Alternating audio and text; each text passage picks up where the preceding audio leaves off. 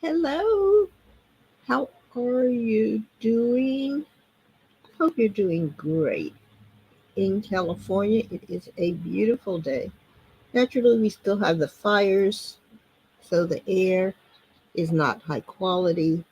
There is debris in the air, and it is, um, you call that hazy look you get when there is a fire somewhere around your area. And these fires are huge. So they're spilling a lot of debris into the air, and even places that are far away from the fire are feeling the effects of um, all the burning. The trees, my trees always suffer when there is fire in the state.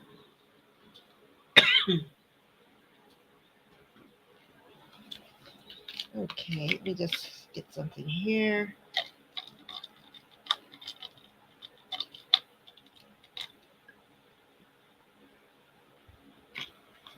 So I always hate it when we have fires because my trees um, don't look healthy, they don't look happy, and you do get some trees that do die because they can sense the fire. Even though we're not close to the fire, they can sense the fire. At least this year, we're not close to the fire.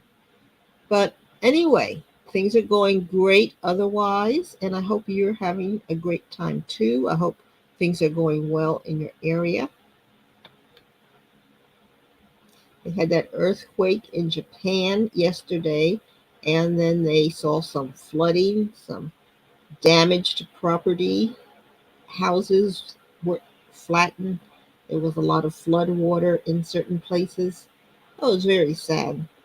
So we never know what the next day is going to bring us. We don't know what the next minute's going to bring us. But we just have faith that based on our past days on this earth, that everything's pretty much going to be stable. But for some people, of course, especially those people who do have uh, who live in places that have a history of earthquakes or substandard housing or whatever, they know that if something goes wrong, they are going to suffer. So, the first thing I'm going to talk about is cancer. I'm going to talk about a couple of things with cancer. First is you are on your own in taking care of your health. Now, I know many people think, well, it's the doctor's job to take care of you, and the doctor is going to find out if something is wrong. Well, our current healthcare system is paid by insurance companies, and they don't like doctors to go in and do head to toe checks of people because that gets very expensive. The tests can be very costly, and people can demand a lot of things that, considering their history, considering their health status, which might be seen as not very likely to show any abnormality. So, if you're more than likely healthy, insurance companies don't like to pay for doing invasive or extensive testing. We have our basic tests. You should get an EKG, you should get periodic chest x rays, you should get colonoscopy or one of the other colon tests that they have out now looking for cancer markers in your stool. Women should, if they have their ovaries, should get a periodic pelvic ultrasound to make sure their ovaries look normal and they don't have any evidence of cancer.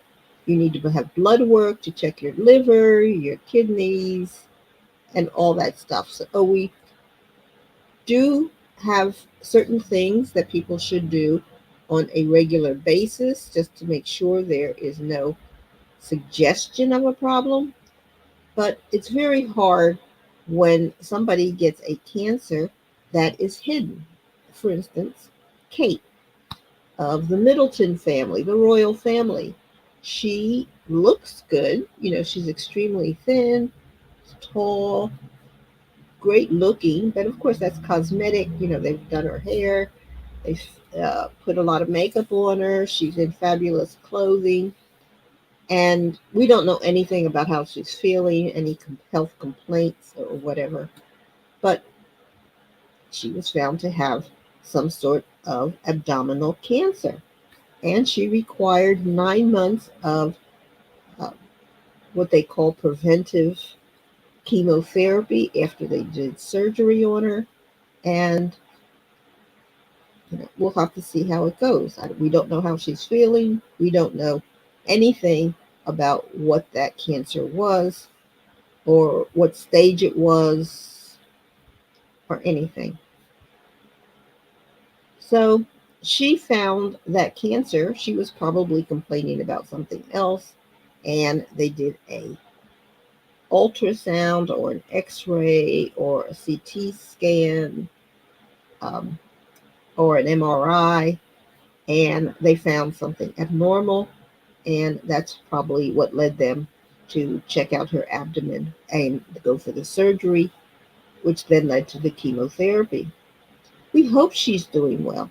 Of course, we wish nothing but the best. And abdominal pain can be very, very bad when you have a gas pain. We've all had a gas pain, hopefully not often for you guys, but a gas pain can be very painful, be very uncomfortable. So, of course, gas pains are re, uh, stopped by expelling the gas, you fart. So, uh, we don't want anything bad to happen to Kate. We want her to be healthy and happy and have a long, long, normal life in the future, regardless of everything that she's been through. But it was on her. She had to take responsibility for going in for the tests. Of course, she's a royal, so she has complete access to full health care, and she doesn't have to worry about their national health system because she's going to be going to the front of the line. So when you have a national health system, the people line up. So you go in, you say, I have a problem. They'll say, okay, I'll put you down to see a doctor. And then everybody's in front of you. So when they do um, testing, so say Kate goes out and says, I have cancer and I think everybody should have this and this test. And so everybody gets worried that, oh, do I have cancer? And so they go sign up for a doctor and they make a long line. You have a whole lot of people who probably are totally healthy, don't have any signs or symptoms of a problem, don't have a health history that would indicate a problem. Their age, well, like Kate, she didn't wasn't of the age where you would think she would have cancer. But most of the people that come in don't have cancer. Most of the people are just investigating. But when you tell somebody when you have a national health system, everybody's queuing up for the same line. So all of those people go in front of the person who maybe a month later decides they have abdominal pain or they might have a symptom. They might end up behind all of these thousands of people who are going in for just a preventive evaluation to make sure they don't have any health problems. So that's one problem with the National Health Service system, that the lines can be very long, the waits can be very long, and people die waiting for their appointment. Now, we don't have that in the United States. We don't think about that because our system is so very different, but it's a truth for the people in Britain. They have a national health service, and getting to see the doctor and then getting in for treatment and cure and so forth can take a very long time. So we don't know anything in the United States about giving somebody 9 months of preventive chemotherapy. Those terms are not really something we speak of in the United States. Either You have cancer, and they are trying to kill the cancer that may have metastasized. So that means the cancer is out of the local area. Now, maybe what they mean is that the cancer has no signs of metastasizing, but just because she is a royal, they're going to say maybe some of the cells did get out of there, even though there is no indication that the cells got out, and we're going to give her chemotherapy anyway. And maybe that's what they mean by preventive chemotherapy. In the United States, normally you wouldn't get chemotherapy unless there was some kind of evidence that they didn't get all of the cancer out, so there's still cells in there, or um, they look at the tissue. Yeah, the pathologist looks at the tissue and says, well, there's evidence that you didn't get all of it because this blood vessel seems to have some um, it's not clear. The margins of the tissue that you took out aren't clear. So that's a little different between the way we interpret cancer in the United States versus the way they interpret it for Kate. But anyway, she says she's healthy. She says she's doing fine and so forth. But my first point is you are responsible for your own health care. And if you have a problem, you have to fight to make sure you get the proper health care. Now, you'll go into some doctors and they'll say, yeah, it sounds like this, that, and the other, but why don't we wait, have you come back in 6 months? Well, that 6 month appointment might end up getting canceled, and you might not see the doctor for 9 months because they have to reschedule you behind a whole bunch of patients. But if you have a health problem that you're concerned about, maybe you have a family history, you have certain signs or symptoms that indicate you have a problem, you need to make sure you get in there as soon as possible. If the first doctor doesn't want to do it for whatever reason, their schedule's busy, they're going on vacation or whatever, get another doctor. Get another doctor to do the surgery or whatever you need to do to get evaluated and then treated and hopefully cured. So, one of the things that I've found is that women often get poo pooed for breast cancer, especially if you're older, because the medical system in the United States and probably also in Britain is, why in the world treat people who are older? Because they're going to die anyway. Whether they die from breast cancer, whether they die from something wrong with their liver, or whether they die from a stroke or a heart attack or lung cancer, they're going to die anyway. So they don't get real aggressive with some of these things that they get more excited about when people are, say, in their 40s and 50s. But when the people are older, they will poo-poo it, and if they do offer you surgery, they'll sometimes do the minimal surgery. They'll say, well, we'll do a lumpectomy when they should have done a mastectomy. That makes a big difference. If you needed a mastectomy and you only got a lumpectomy, that means you're going to have evidence of cancer still in your body, and you're going to have to go through radiation and chemotherapy. Not fun. And the chemotherapy can kill you. The radiation therapy can kill you because it also prevents you from healing. So you need to make sure that you're getting the right evaluation, and you make sure you're getting the right treatment. Don't be afraid to ask for a mastectomy. Now, I think her name is McPherson, a model, she was told she had breast cancer. And she, because she's a model, didn't want to disfigure her breast. And so she went and had a lumpectomy. Well, when the pathology came back, they told her that the margins were not clear and there was evidence she still had cancer in her body. Now, this is after she had surgery and she's healed. And now they're telling her she needs to go back and have a repeat surgery. But those cells, wherever they were, now have had a longer chance as people are healing, the cells divide faster. Those cells now have had a chance to go further into her body. So she goes back to the surgeon and says she does not want to have a mastectomy because of her modeling career. Now she's an older model, so she's made a lot of money, and this modeling career in her at her current age and older probably should not be a big concern to her because she's made more money than most people will make in their lives. But because of her vanity and so forth, she decided she wanted to get another lumpectomy. So the doctor said, okay, and they did another lumpectomy. Now, I'm thinking that Elle Macpherson doesn't have breasts that are that big anyway. So when you have two lumpectomies, you might as well have gone for a mastectomy. Let me just put this up here just in case I'm saying the wrong name. I think.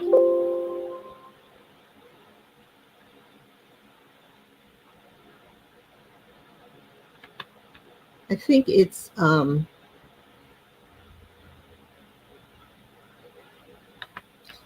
Macpherson I saw.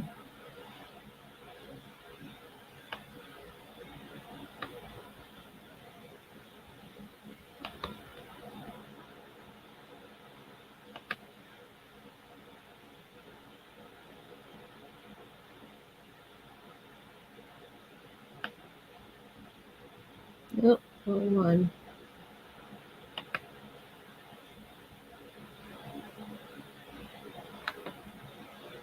Okay, I just wanted to put that up there because if I got her name wrong, I am very, very sorry, but I'm pretty sure it's Elle Macpherson. That's the model. So anyway, I was saying she now had a second mastectomy, and she might as well have gone for, I mean, she had a second lumpectomy, and she might as well have gone for a mastectomy in the first place. It would have made her chances of getting the whole cancer out at one time. I don't know what stage she was or any of that stuff, but this is just, you know, a popular magazine report.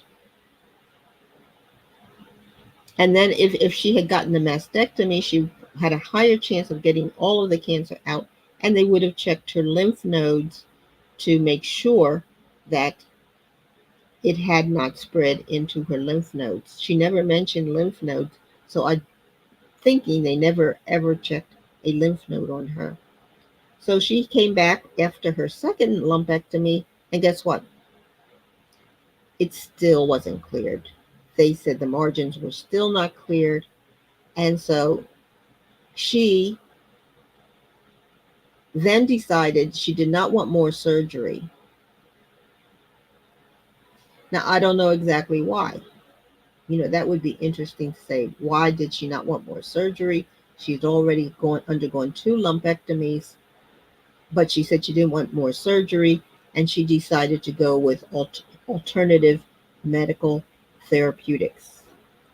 But I'm not sure if it's a medical doctor or whether it's one of these um, social people who, have a therapy plan for people with metastatic cancer, and she just underwent whatever this kind of guru told her. But she feels happy. She feels that she did the best. She's taking care of herself. And that's fine as long as you accept the probability that your cancer has spread or is spreading and you will have a recurrence. Now, even if she had a mastectomy and it shows that some lymph nodes were involved, because she's had two lumpectomies, she has a higher chance of having a recurrence, in my opinion. So you have to be able to accept the results that you're headed towards, and it used to be for women that breast cancer was the worst thing to ever get because as soon as a woman said she had breast cancer, well, the marriage went. The husbands became disinterested in the wife.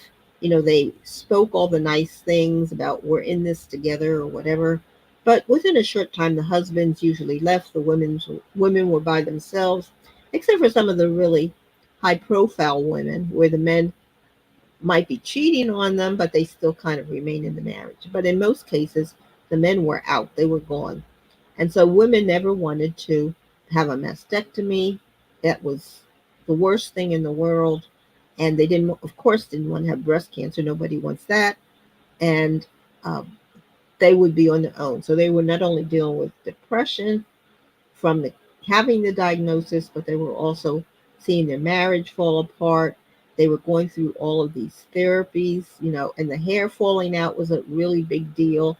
Back then, women had wigs, but no one claimed a wig, so nobody claimed they were wearing wigs when their hair started falling out from chemotherapy and so forth. And it wasn't the person who changed. Usually, what they did is they would get you in and they would say, okay, we don't know exactly what stage it is or what we have to do. The men, because all the doctors were men at that time, and they would say, we're going to decide what we need to do, whether we can just take out the lump or we can need to take out the whole breast, but we won't tell you because we can't tell you until we get in there, take out some tissue. So they would take out some tissue, send it to the pathologist.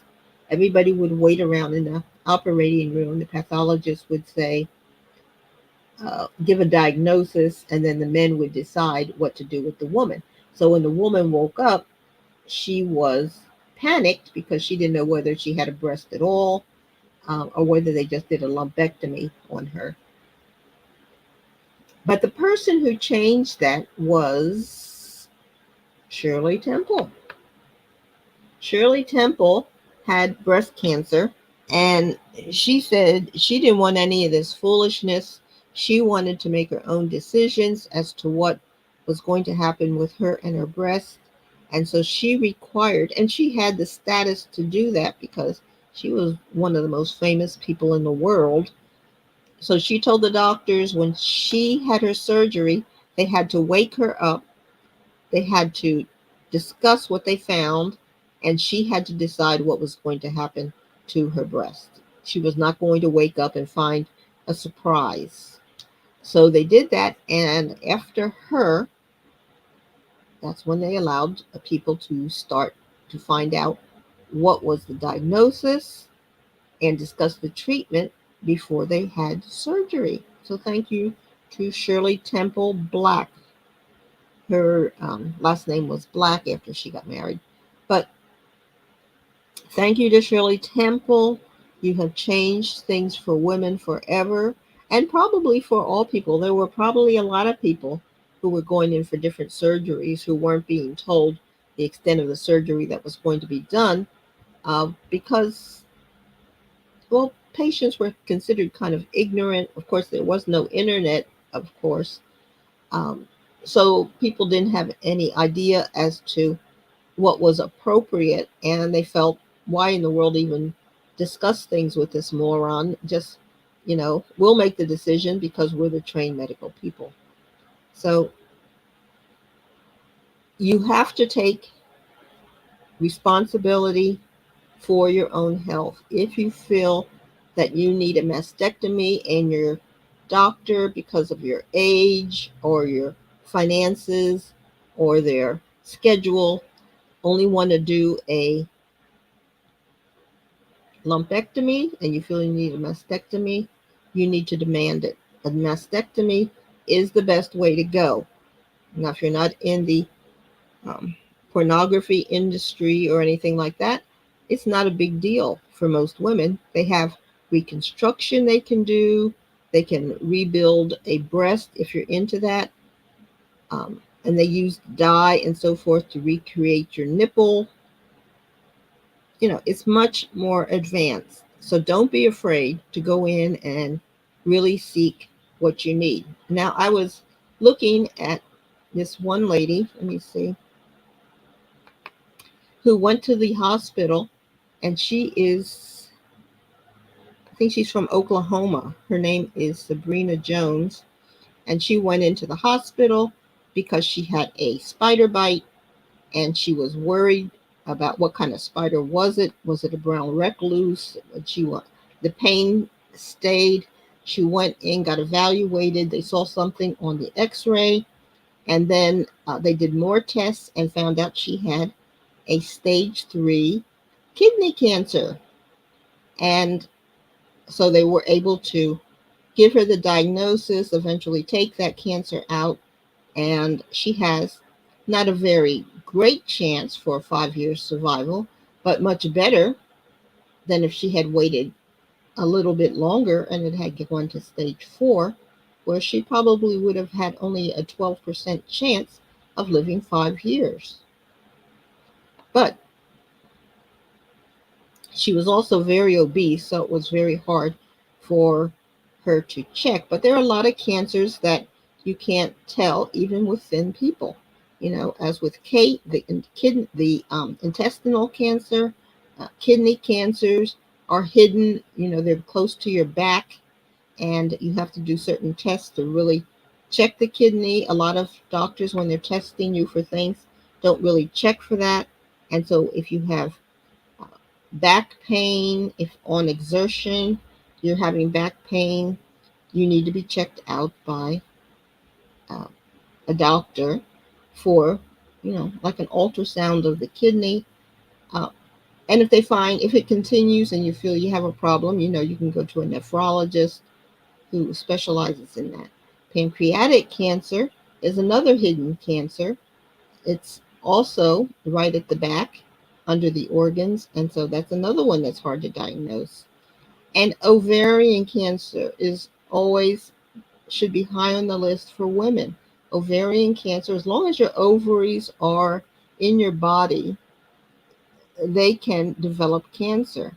And so you need to make sure that you're getting periodic evaluations of your ovaries. Usually starts with an ultrasound, just to make sure they look normal and haven't uh, grown in size. Now, sometimes people will think that they're just getting bloated or they're just gaining weight if the ovaries get really large, and then you find out too late that you have ovarian cancer. So that's another one you want to do preventively and make sure that you're checking that. That's on your mind to get checked periodically as you get older. So, but ovarian cancer will kill you if it's not looked for. So you have to evaluate the ovaries. So, anyway, so what else was I going to say? We did breast, we did just basically checking for cancer. And they have these colorectal tests where you take a stool sample, you send it to the laboratory, and they check for blood in your stool to see whether or not you have evidence of colon cancer. That's not as good as getting a colonoscopy, but a lot of people don't want to get a colonoscopy, and so this is a cheaper, better way. So now we do have, through Obamacare, we do have very good insurance for most people. And if you're older, of course, you get the Medicare put in. If you're not older and you're paying for it, these things can add up. So you really always want to have some type of coverage. Most people are healthy, especially going into, 30s, 40s. Like with Kate, there are exceptions, but most people are healthy and feel they'll take the risk. But once you get into your 50s, you need to start looking at options for getting health care. And sometimes that means taking on a job that you normally wouldn't want to take on, but maybe that job provides health care benefits that would help you out if you did happen to get ill. So something to think about. And otherwise, what are people doing that are totally out of the system? We're going to places like GoFundMe or something like that and asking people to connect. Um, those GoFundMe's and stuff have so many people asking for money that your chance of really finding a great financial resource through GoFundMe, in my opinion, I've never used it, but in my opinion, I think is probably very slim. But you might find people in your local area. So if you are in an area, maybe people look and say, well, I live in, say, Springfield, Ohio. Who in Springfield, Ohio needs help? And then they might maybe find you in that way. But anyway, and that's not a real good thing. And you don't want a lot of medical bills. Medical bills are not currently dischargeable in bankruptcy. So you can go through bankruptcy and still have all your medical bills looking at you. But we'll see how that goes in the future. So let's see. The next thing I was going to talk about is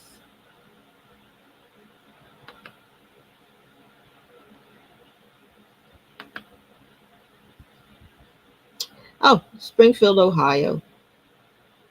Springfield, Ohio is still, you know, humiliated and disparaged by Donald Trump and J.D. Vance, saying that people are eating dogs and cats in Springfield, Ohio. Well, it's easy to tear a reputation down. Springfield, Ohio, before Donald Trump, sounded like a great city, a great middle America city where you would go, you would find average people in a family town. I had no bad thoughts about Springfield, Ohio. Now, with Donald Trump and J.D. Vance saying all of these horrible things about the place, uh, I think they're scaring people away. Business is not going to thrive with people saying those sorts of things about your city. And I was told that this Japanese company came in, picked Springfield, probably because the property values weren't real high and a great location, and they needed workers. So they needed to find workers that could fill the jobs and would be happy to get them. And they found that those workers were going to be people uh, from outside the United States, and they had special skills and education that they needed for the jobs.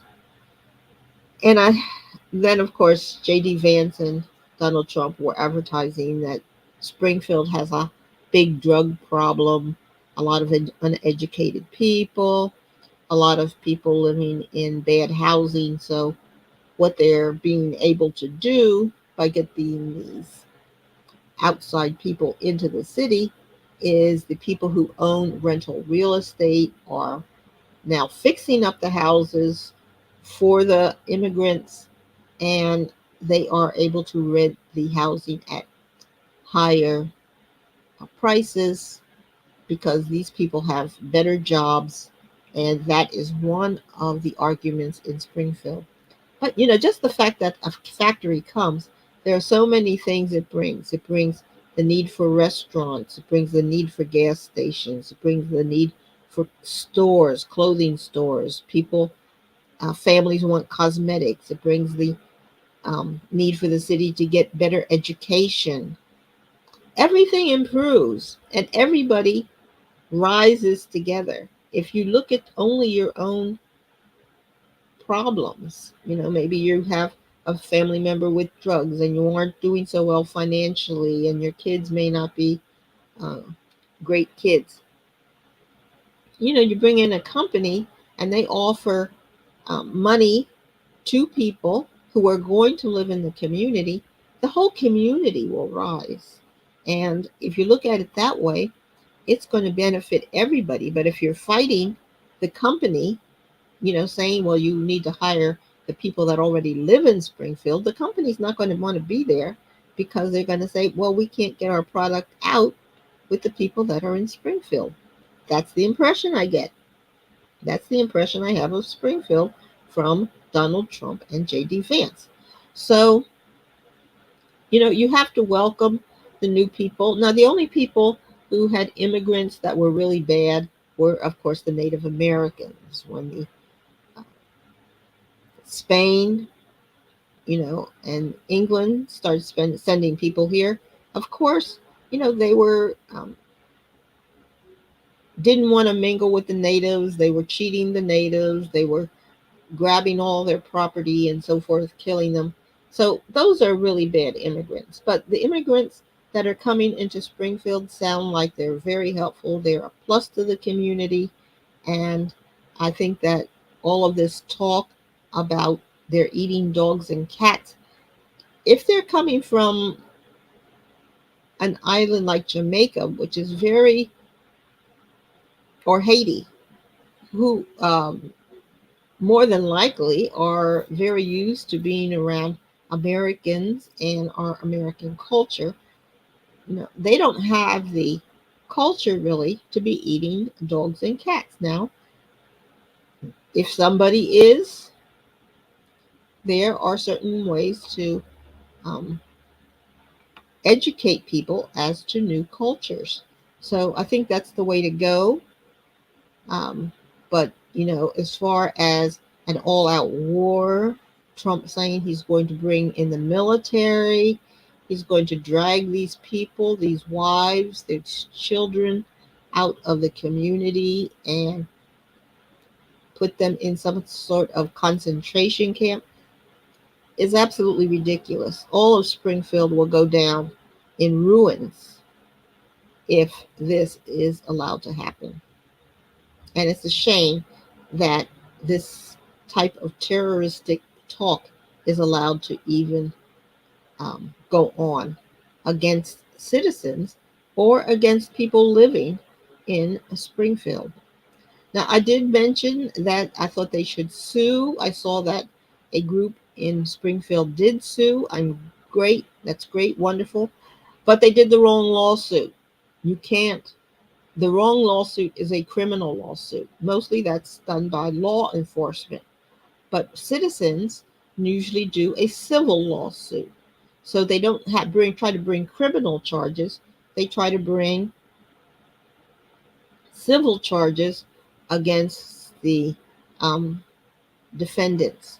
So you need to go and do a civil lawsuit against Donald Trump and J.D. Vance.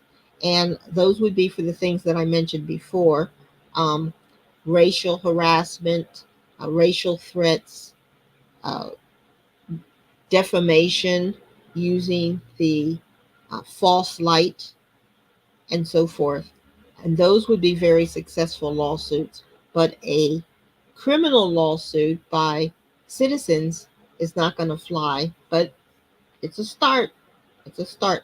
So if you have any questions on how to start up doing that kind of lawsuit to get all of this stuff stopped and to promote the unity and the upset situation in Springfield, let me know. I'll be more than happy to give you ideas as to what you need to do, how to approach it to get uh, your lawsuit with real legs in court. And use, the fact that the children are being harmed. Now, what's that guy that did Rush? No, it's not Rush Limbaugh. It's the guy recently who was talking about the children who were killed. Um, oh, I can't think of his name. It'll come to me. But anyway, and he was found guilty, and he owes like $1 billion or something to these families for saying disparaging things about their kids, stressing out the families. He was saying that their kids weren't really shot. The kids all kinds of things. And so the court found him guilty, and they got like $1 billion judgment or something against this guy for doing that. Well, you have the same thing in Springfield, where these kids, these are memories that these kids are going to have forever. People always ask you about your childhood. People always ask you what stresses you had in childhood. How were you treated? This is part of their memory. This is going to be with them forever. This is having a much, much worse effect on the children than it is on adults. These kids are saying that their school is closed because of these people. The schools are closed because these people are eating dogs and cats. The school is the games. I'm going to be a football player, but I can't play football because these people go to our school and they, um, you know, Donald Trump and J.D. Vance said they're eating dogs and cats, so forth. This is going to leave a huge, huge scar on their brain. These children are affected. These parents are affected. They're stressed out. They're supposed to be going to work, but now they came here to work, and now their kids can't go to school. So guess what? When the kids can't go to school, the parents can't go to work. The company can't get the job done it came for, and it just snowballs. All of this stuff needs to be brought into the civil lawsuit against Donald Trump and J.D. Vance, because they have really disrupted the flow of these families' lives. They have imprinted a lot of negative images throughout the community, throughout these families, and the self image of these children. Everybody is traumatized. Everybody is traumatized. Whether they admit it or not, they're angry, they're uh, agitated, they're inciting violence. All kinds of people are coming to the town with violence. Trump is threatening to come to the town with violence to drag these people out. The kids, imagine if you're a young kid, you're 7 years old, and people in the town are saying Donald Trump and J.D. Vance are coming to town with the military. They're going to drag you and your family out of your home, and you're going to be put in a concentration camp. I mean, talk about trauma. This is it. So do get that civil lawsuit out as a civil lawsuit. There are so many ways, charges you can bring to help support it. You don't have to put every charge in the initial lawsuit, but you need to get the basics as to what's going on, get it filed, and do that right away, because this is a big deal. So um, let me know what you think. Let me know if you need help, because doing it as a criminal lawsuit is not going to work, because I don't think this has ever been dealt with by law enforcement. So the last thing I'm going to talk about is my steak sandwich. So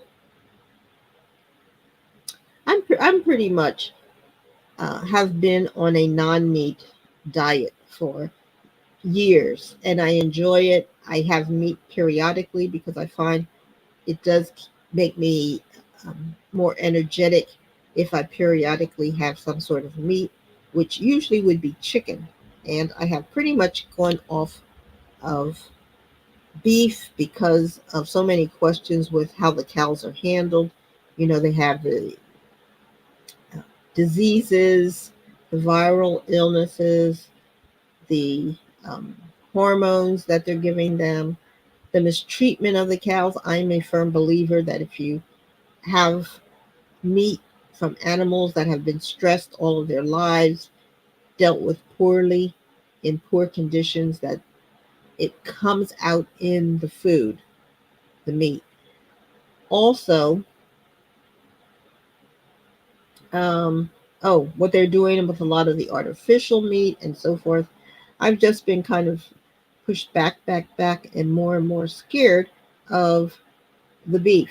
So I haven't been eating that much, and I don't eat much pork because I find pork is very good. I mean, it is delicious if it's cooked properly. But I just was never that big on pork, and I've cut back on that even more so than the beef. So I was watching a TV show, and they were talking about steak sandwiches. And I used to eat a lot of steak sandwiches when I was a kid. So it just brought back memories, happy childhood memories. As I was talking about Springfield, these childhood memories really have a big effect on our lives. So it had a big effect on me when I was watching this show about food. And I said, I really do want to have a steak sandwich. But I didn't really want to go through all of the stuff that they were doing on this show. It just was not something I was interested in doing right now.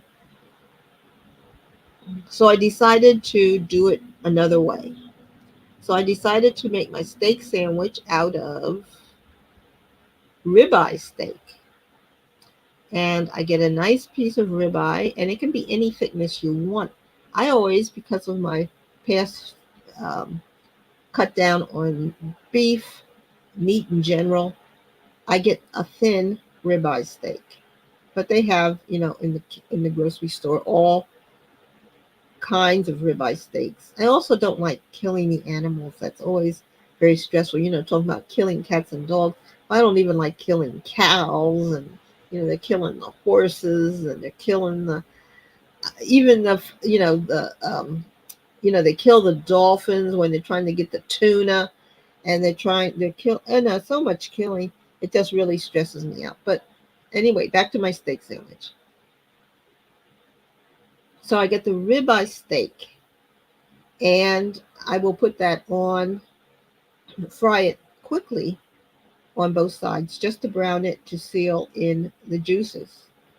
Then I put it in aluminum foil, and I put it in my slow cooker, and I will slow cook that for a minimum of 3 hours. It can be any length of time you want, but a minimum of 3 hours.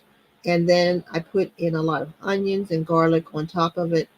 That's it. When it's done, whenever that might be, it is very tender, and I make steak sandwiches. Now, one ribeye steak, and again, this is because I don't eat much meat, to me, can make, you can probably get 3 sandwiches out of that. So it's um, it's a great way to have a steak sandwich. And for me, it was just bringing up those warm, cuddly feelings I had from childhood. So I thought I would share that with you. And the bread, of course, is very important. Now, today, let me see what bread I'm using here. I got a special bread called Crystal Burger Bun, and it has very few ingredients in it. Sometimes you look at these bread packages and they have a whole list of ingredients. This particular bun has very few ingredients. It's basic, and I like that. So then I toast the bun to get it a little crispy, and that's my sandwich. Now you can put, of course, any topping you want. You can put, um, well, all the usual toppings, anything you would want, and that's just a way to make it more appealing to you. But I kind of like it, uh, basic, with some garlic and onions. And another thing, I'm very low on salt. I don't eat. I rarely add salt to my meals, So salt, of course, makes a steak taste better. People on TV love a lot of salt, so you have to do it to taste. But try it with very little salt and then work up. Don't put a lot of salt on and then work down. Go from little to work up. And I think you're going to like my steak sandwich. But let me know if you try it and if you like it. Anyway, that's all I'm going to talk about right now. I've been on for almost an hour.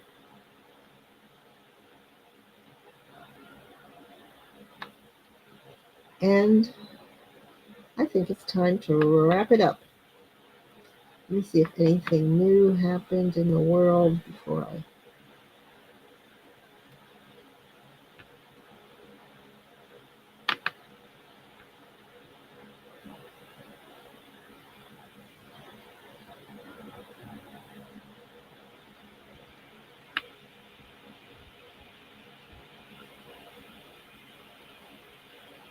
And I just want to say, oh, there's a story here about President Biden. You know, I want to give him his props. Bidenomics has worked really well. We have seen our economy growing. We have seen the stock market, which is one way they assess the economy, growing. We have seen interest rates going down. We've seen gas prices going down. And you compare this to Trump's era, where he says prices were low. Well, the reason prices were low is because nobody could drive.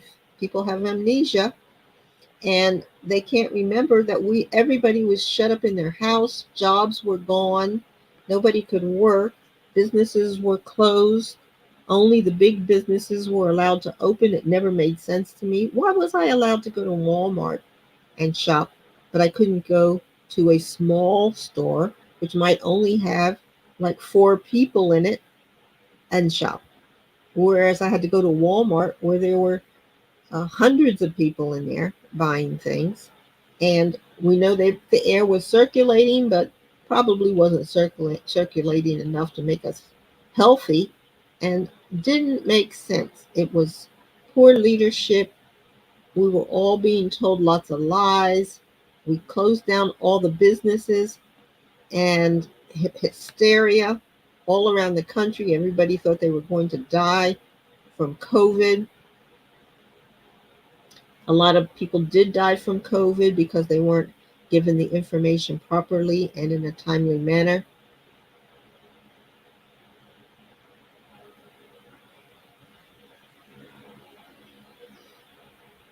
So, when you're comparing then to now, you have to be realistic.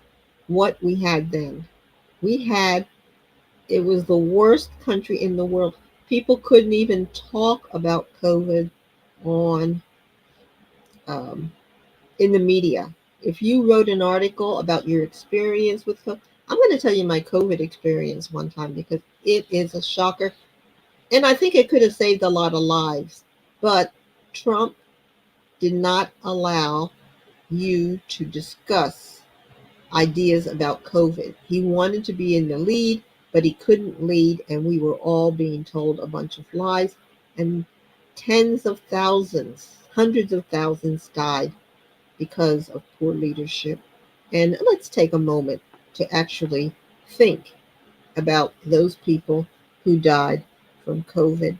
Maybe you lost a relative or a friend from COVID during 2020.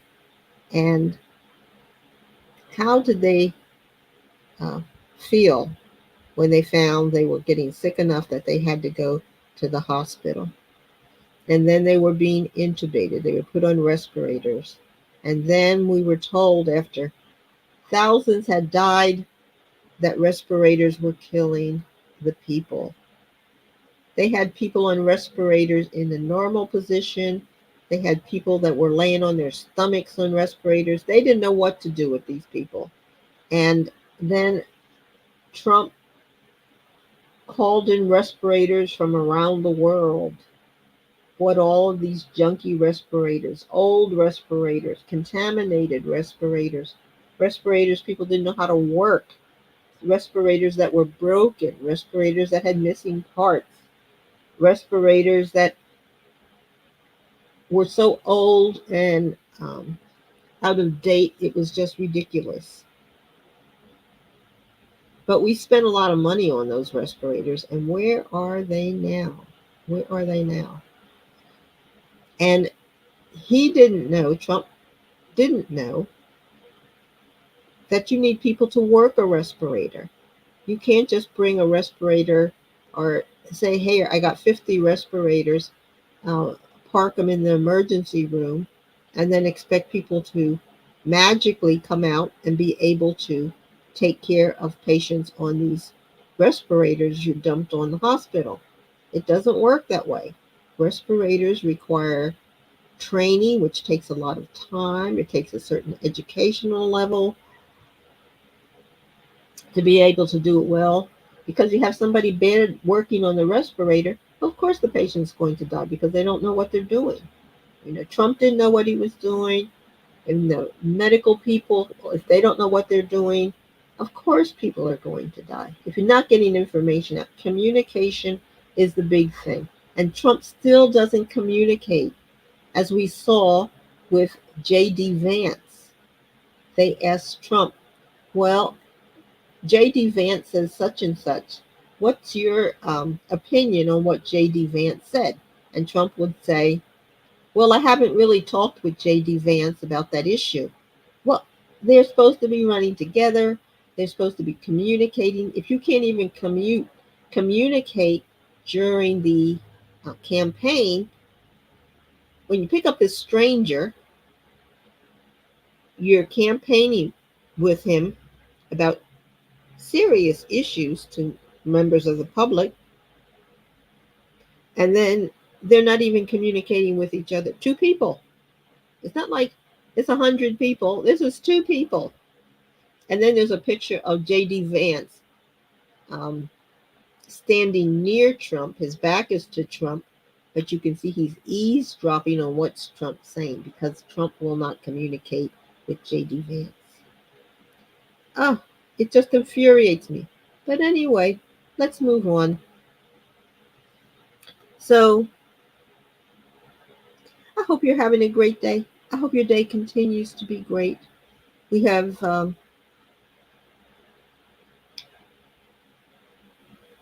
had a nice hour together.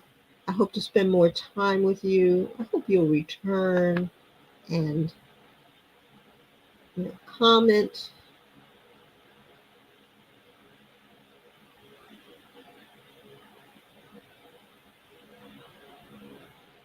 And I don't have a regular time yet. I don't know exactly.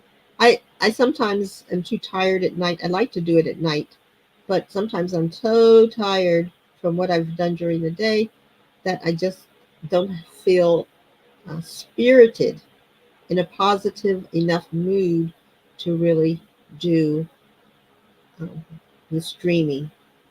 But what do you think? What's a good time? What's a good time for me to stream um, so you can participate and ask your questions? Let me know. And I'm going to end it here. Take care. I'm thinking about you, and be good to yourself, to your family, and to your neighbors. Bye.